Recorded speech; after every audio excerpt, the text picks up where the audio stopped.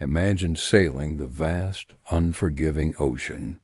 Days turn into nights, the horizon an endless curve of blue. Then, in the distance, a flicker of hope, another ship. But as you draw closer, a chill seizes your heart. This vessel, sails partly set, appears abandoned. No distress signals, no broken mast, no sign of struggle. A perfectly good ship, adrift and empty, her crew and passengers vanished without a trace. For nearly 150 years, the tale of the Mary Celeste has haunted maritime history, confounding experts and captivating the public imagination. It's a real-life ghost story where the only ghosts are the lingering questions. Our journey into this enigma begins in New York City, November 1872. The Mary Celeste, a sturdy brigantine built in Nova Scotia, was preparing for a transatlantic voyage. Commanding her was Captain Benjamin Briggs, a seasoned and respected mariner, known for his piety and navigational skill, and their 2-year-old daughter Sophia, making this more than just a commercial trip. It was a family journey. The crew consisted of 7 experienced men, all reliable and well-regarded.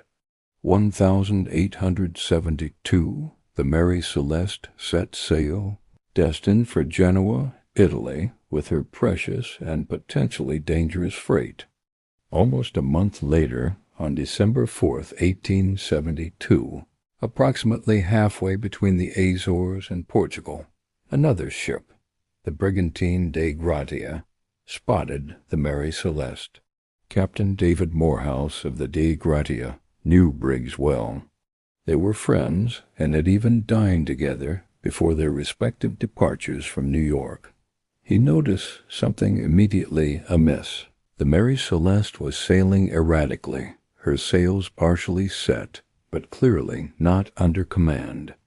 After several hours of observation, Morehouse sent a boarding party led by his first mate, Oliver Devoid. The ship was utterly deserted. The silence on board, broken only by the creak of timber and the sloshing of water, must have been deafening. Yet there were no obvious signs of catastrophe. The ship's main hatch was unsecured, and the forward hatch was open, but the hold, containing the alcohol, appeared largely undisturbed. There was about 3½ feet of water in the hold, a significant amount, but not enough to sink the vessel. In the galley, pots and pans were strewn about, and personal items lay untouched in the crew's quarters and the captain's cabin. More hauntingly, a half-eaten meal was laid out in the galley, as if the crew had simply vanished mid-bite. The captain's log-book was found, its last entry dated November 25th, 10 days before her discovery, placing the Mary Celeste near Santa Maria Island in the Azores. So too were the ship's papers, and, most tellingly, the ship's single lifeboat. There were no traces of blood, no signs of a struggle, nothing to suggest violence or forced abandonment. The initial sensational theories quickly pointed to mutiny or piracy. The missing lifeboat and navigational tools certainly lent some weight to the idea of a planned escape. However, the lack of any struggle, the untouched valuable cargo, and the personal effects left behind make this scenario highly improbable. Then, a family photo left on a table. Pirates typically plunder, and mutineers usually leave evidence of their rebellion. Another theory, fueled by the ship's salvage value, suggested insurance fraud. This was a common suspicion in maritime incidents of the era. However, the Mary Celeste wasn't scuttled. She was found adrift and salvageable. There was no clear motive for such a desperate and elaborate scheme. What about natural phenomena?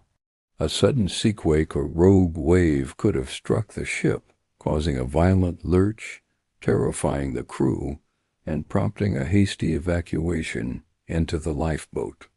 Or a waterspout, a rotating column of air and water, might have swept people overboard.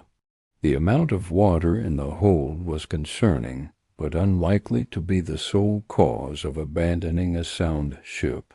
The most widely accepted, and chillingly plausible, explanation centers around the Mary Celeste's volatile cargo, denatured alcohol, and there was water in the hold. It's highly probable that some of the barrels had either ruptured or were leaking, allowing alcohol vapors to build up in the confined spaces below deck. Imagine the scene. The air below deck becomes heavy with the smell of raw alcohol. Perhaps a small, muffled explosion or a sudden burp of fumes from the cargo hold occurred, a common occurrence with such cargo.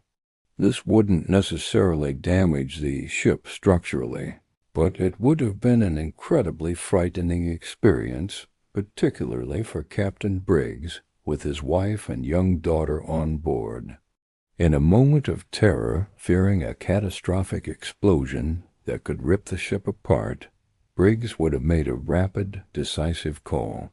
He would have ordered an immediate evacuation into the ship's single lifeboat, which was then likely attached to the Mary Celeste by a long tow rope. The idea would be to put a safe distance between themselves and the potentially exploding vessel waiting for the danger to pass. This is where the tragedy likely unfolded. While awaiting the dissipation of the fumes or the passing of the perceived danger, something went wrong. The tow rope, perhaps worn or poorly secured, could have snapped, or perhaps it was intentionally cut if the ship appeared to stabilize or the danger seemed to pass, allowing the lifeboat to drift freely. With the Mary Celeste still under some sail, she would have slowly but surely pulled away, leaving the small lifeboat and its occupants stranded on the vast ocean, marooned in an open boat, without proper navigational instruments, as the chronometer and sextant were taken aboard the lifeboat for this temporary measure, and exposed to the elements, their chances of survival would have been slim. They could have succumbed to exposure, capsized in a storm, or simply drifted for days until thirst and hunger claimed them. When the Mary Celeste was brought into Gibraltar by the crew of the Dei Gratia, a lengthy and detailed salvage inquiry took place. The judge, initially suspicious, couldn't find any evidence of foul play or insurance fraud, despite thorough investigation. The Mary Celeste has since become a maritime legend, a symbol of the inexplicable, inspiring countless books, films, and fictional accounts. From Sherlock Holmes stories to modern documentaries, her story continues to capture our collective imagination, a stark reminder of the ocean's power and the mysteries it holds. It's a tale that speaks to our primal fear of the unknown, of ordinary life suddenly interrupted by an unseen force. While the alcohol fumes theory offers a compelling and logical reconstruction of events, the exact truth of what transpired in those fateful moments will likely never be known. A ship that sailed silently into the annals of history, carrying with her not only barrels of alcohol, but an enduring secret. She is a testament to the sea's power to surprise, terrify, and ultimately to keep its deepest secrets. And as long as we gaze out at the vast, indifferent ocean, the ghost ship Mary Celeste will continue her eternal, silent voyage.